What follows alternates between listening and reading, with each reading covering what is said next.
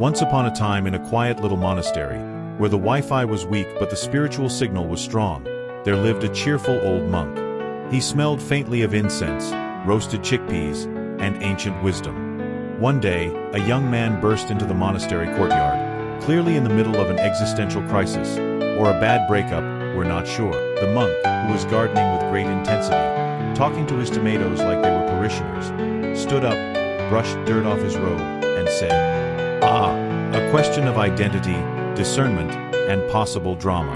This smells like the first week of the spiritual exercises." Then, with a mysterious grin, he pulled out a shining gem from the pocket of his robe.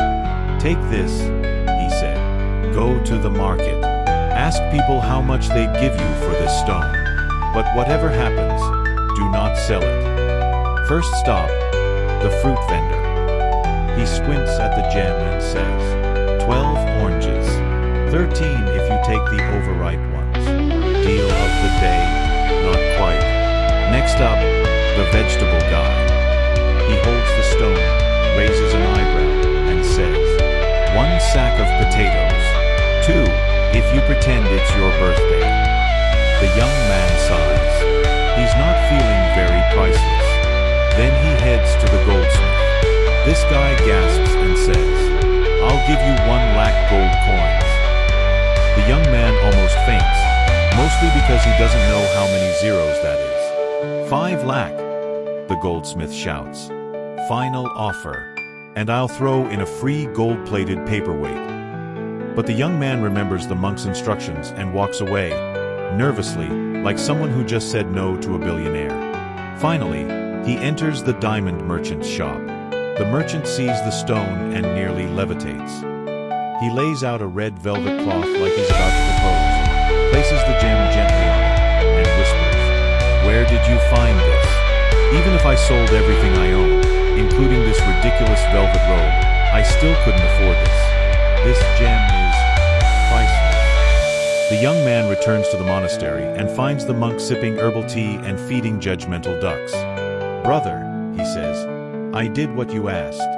Some offered me fruit. Some offered riches. One man nearly cried. But everyone gave a different answer. So, what's the real value of the stone? And more importantly, what's the value of me?" "My child," the monk says, "now you're asking the real question.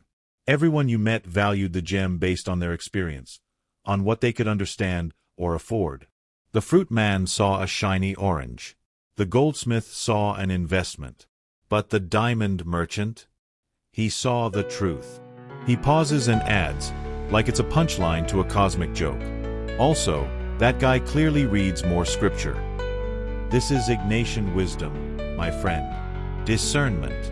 Knowing your true self, the self God lovingly created, not the one that's swayed by every opinion, TikTok comment, or family WhatsApp group message.